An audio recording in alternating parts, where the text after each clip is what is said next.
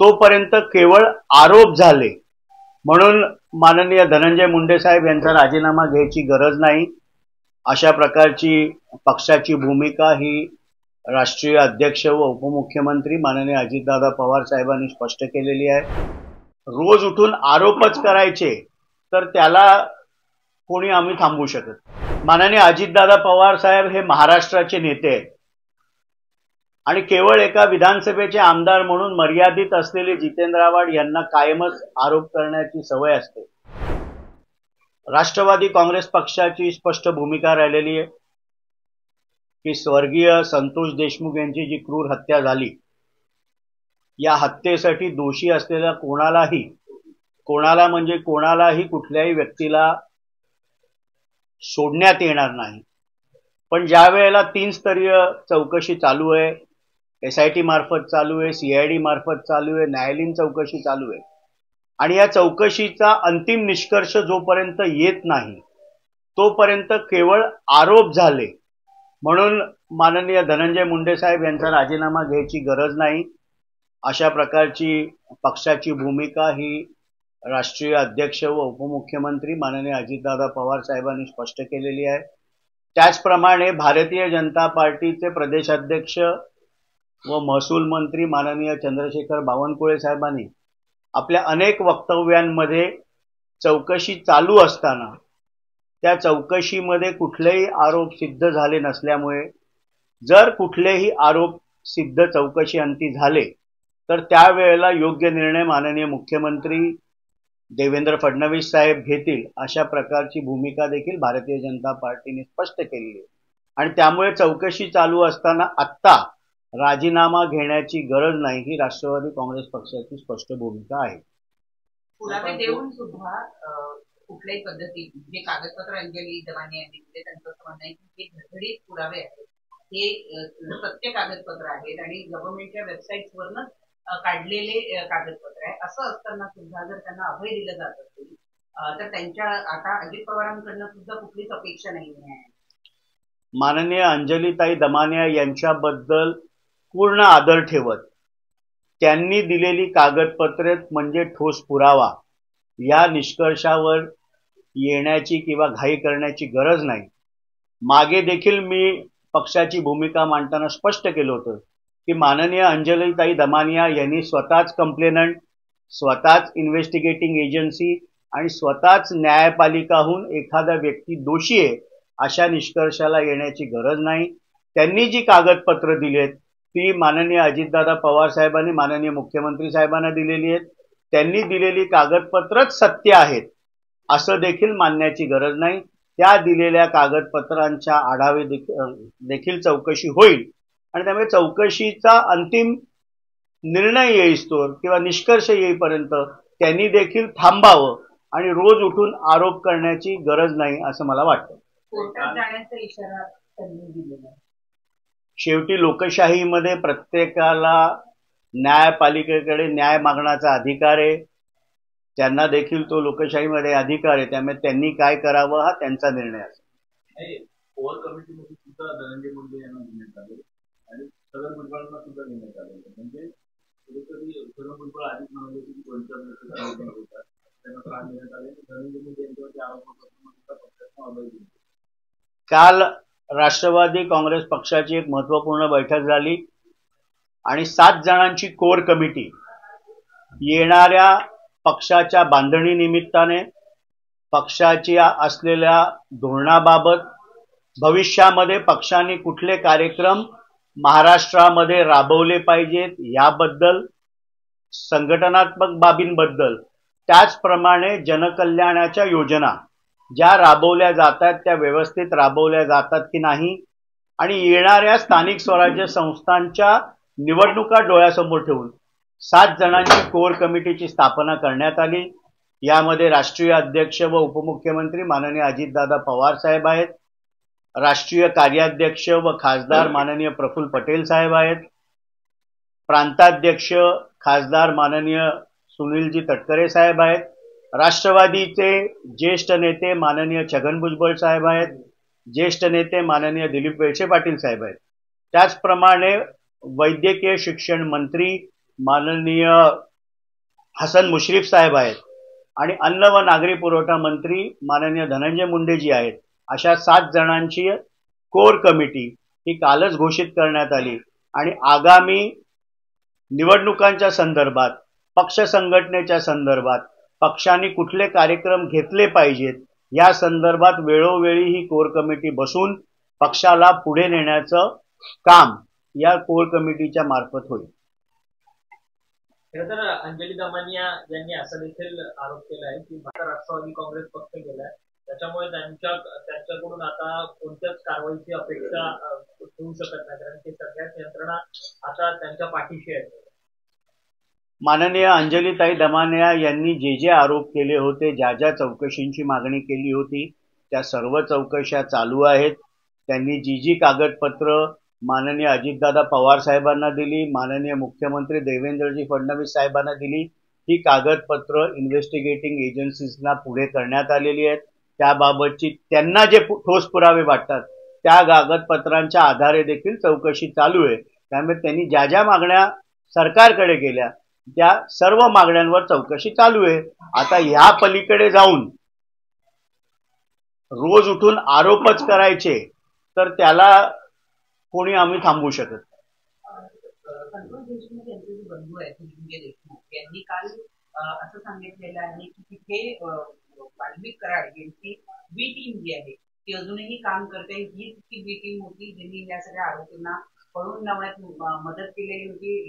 ते लपत असताना त्यांना सगळ्या सर्वतोपरी मदत केली होती आणि आता अजूनही त्या बी टीमची दहशत ही आजूबाजूच्या परिसरामध्ये दिसते. स्वर्गीय संतोष देशमुख यांच्या कुटुंबाच्या संरक्षणाशी सर्वतोपरी जबाबदारी ही सरकारची आहे. कुठल्याही परिस्थितीमध्ये त्यांचे बंधू असतील धनंजय देशमुख यांना कुठल्याही प्रकारे केसालाही धक्का लागणार नाही. पूर्ण संरक्षण त्यांच्या कुटुंबाला मिळालं पाहिजे ही सरकारची भूमिका आहे.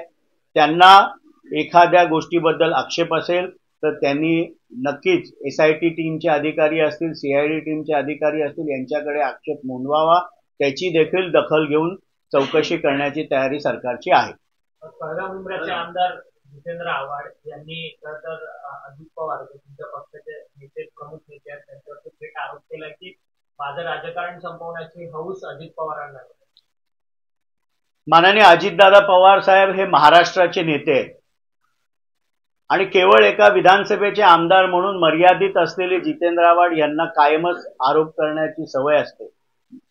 विधानसभेच्या निवडणुकीमध्ये राष्ट्रवादी काँग्रेस पार्टी शरद पवार गटाच्या स्टार प्रचारकाच्या 4थ्या नंबरवर त्यांचं नाव होतं.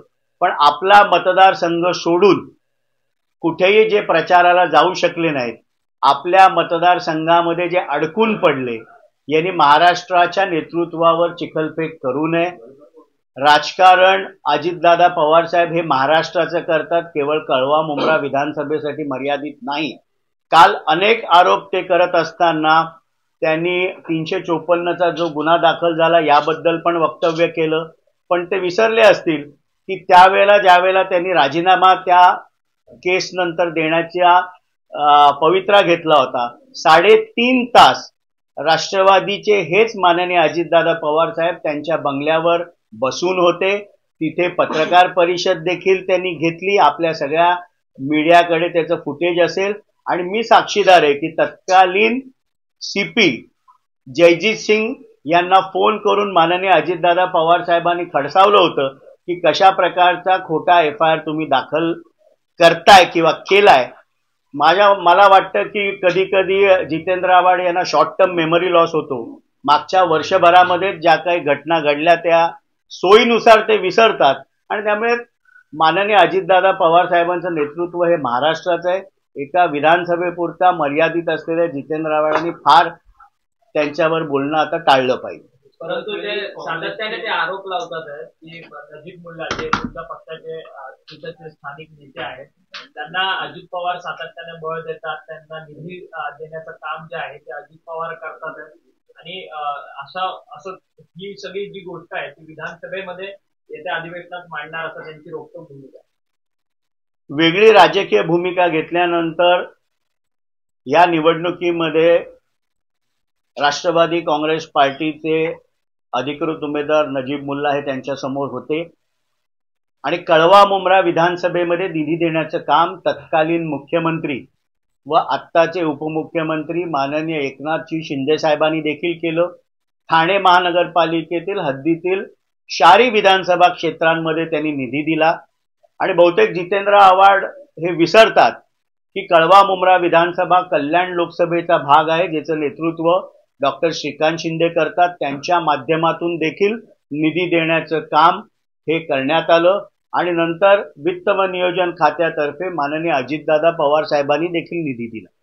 जर आपल्या मतदारसंघामध्ये निधी येऊन मतदारसंघाचा विकास होत असेल तर त्यांना पोटशूळ असण्याचं कारणच नाही.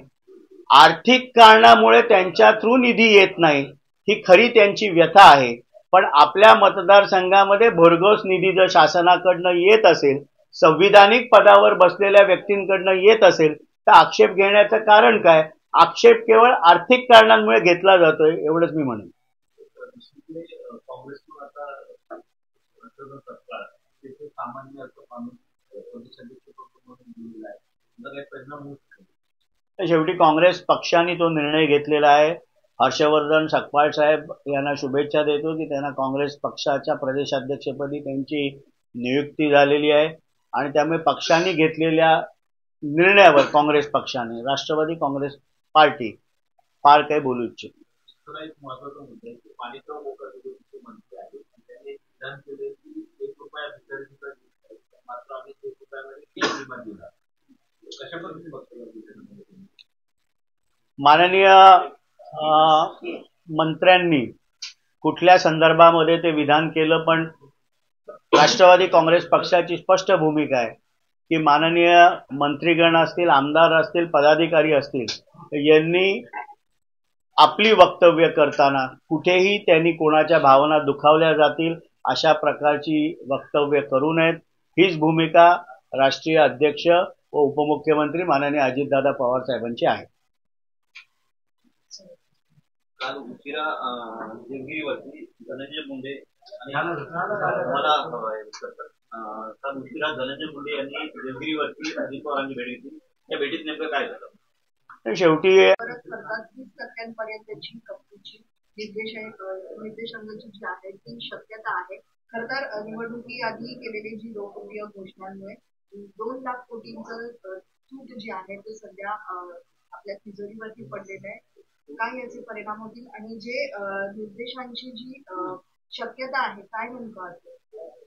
माननीय अजितदादा पवार साहेब यांनी आतापर्यंत 10 वेळा राज्याचा अर्थसंकल्प मांडला. करोनासारख्या काळामध्ये देखील राज्याची आर्थिक स्थिती बिघडून त्यांनी दिली नाही आणि त्यामुळे राज्याची आर्थिक स्थिती कुठेही न बिघडता महायुतीने वचननाम्यामध्ये ज्या ज्या घोषित केल्या होत्या या कार्यान्वित ठेवण्याची जबाबदारी महायुतीची आहे. माझी पत्रकार मित्रांना विनंती आहे की 3 तारखेला अधिवेशन सुरू होते. 10 मार्चला अर्थसंकल्प महाराष्ट्र राज्याचा 25-26 साठी मांडला जाईल. तोपर्यंत वाट बघावी. पण कुठेही महायुतीने घोषित केलेल्या जनसामान्यांच्या योजना या बंद केल्या जाणार नाहीत.